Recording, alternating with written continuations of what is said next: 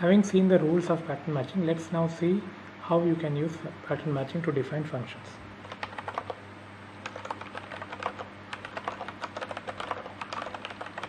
Okay, let's take a few examples.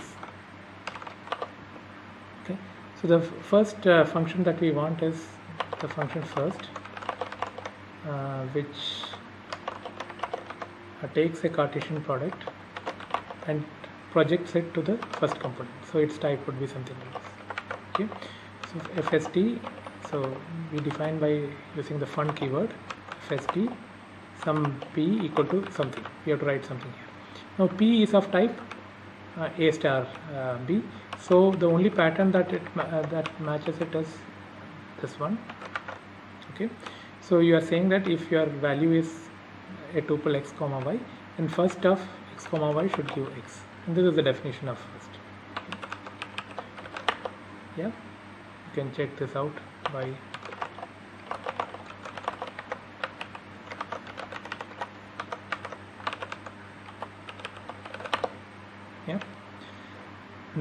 okay, so now notice that the value y is not used on the right hand side, so there is no reason to bind this, so we can use a wildcard here. Okay, also the same thing. Okay.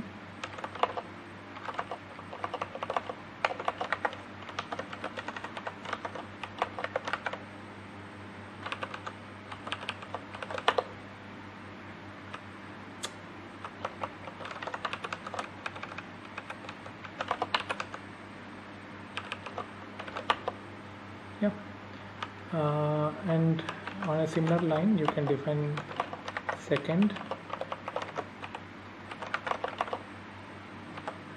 Okay, now let's look at the length function, or maybe let's look at this function isEmpty, which checks whether a list is empty or not. Okay, it should return true if the list is empty.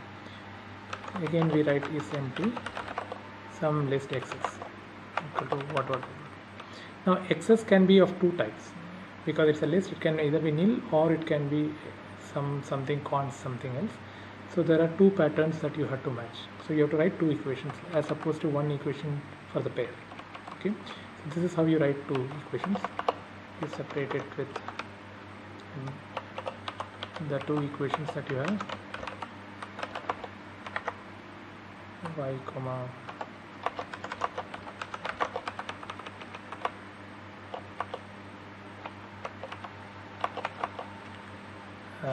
so we have to say what isEmpty of nil is. Of course it is true, and isEmpty of y const ys is false. Okay, so let's so you can check that out.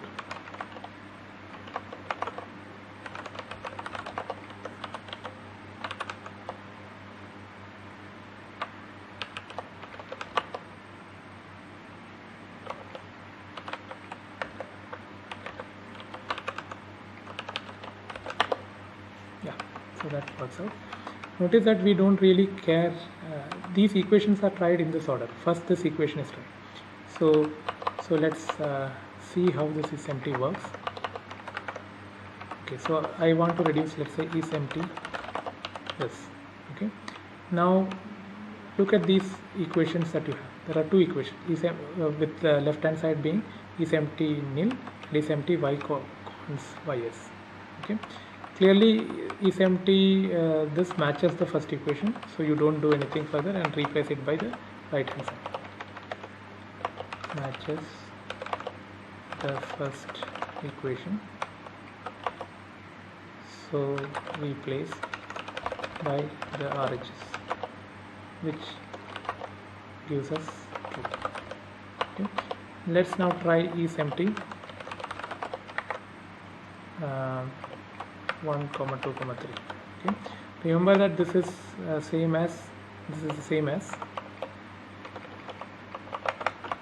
isEmpty 1 const 2 const 3 const nil, and I have put brackets to actually tell you how the consts associate.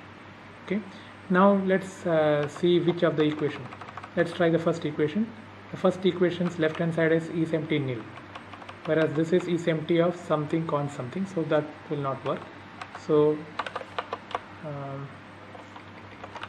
does not match the, so let me write these numbers. This is the first equation,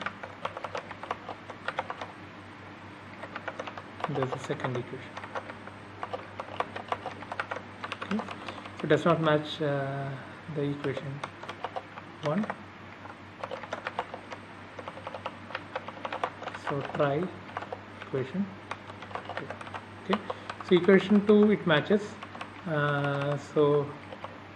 It matches, and y gets bound to, y is bound to 1 and ys is bound to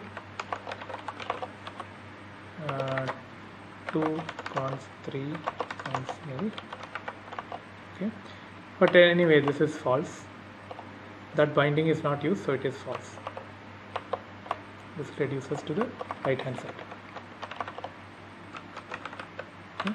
So clearly this bound value y and ys is not used, so you can just replace it by wildcard, or you can make it better. You can just put wildcard here. Okay, so the first equation is tried. This equation always succeeds. Okay, so the first equation is tried. If it doesn't succeed, then it goes to this equation and it's always succeed. Of course, if you rearrange this order, you will always get false, right? So you should not rearrange this. Okay, it is done in this order. Okay, yeah, let's take a slightly more interesting example. Let's take the length function.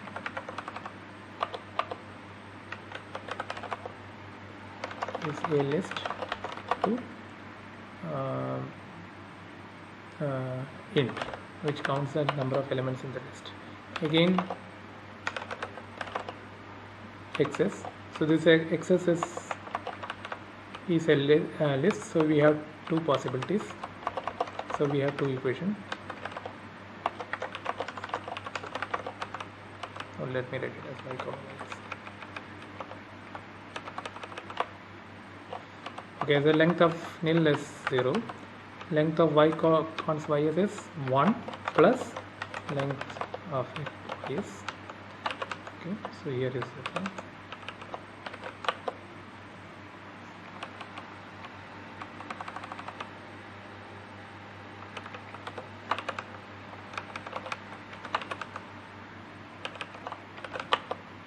Okay, so we can try this out.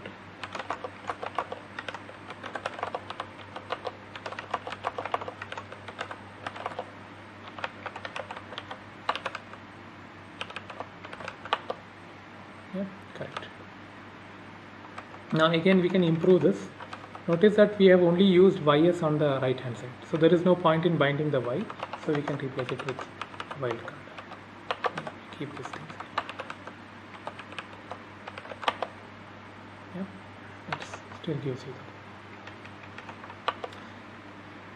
that. Okay, now let's take a slightly more complicated example, which is the map function.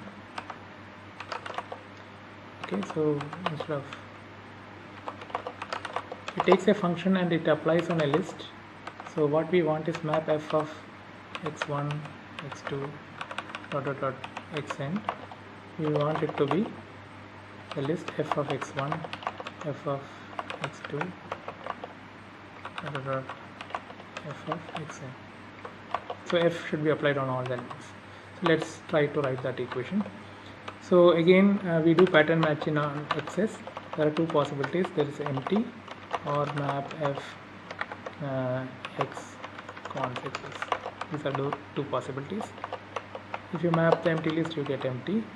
If you map this, you apply f on the first element. That gives you the first element of the result list, and then you continue mapping on the rest of the list.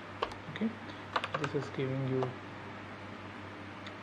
the map function.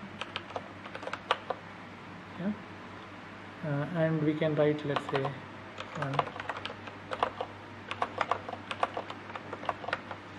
Okay, so let's look at something like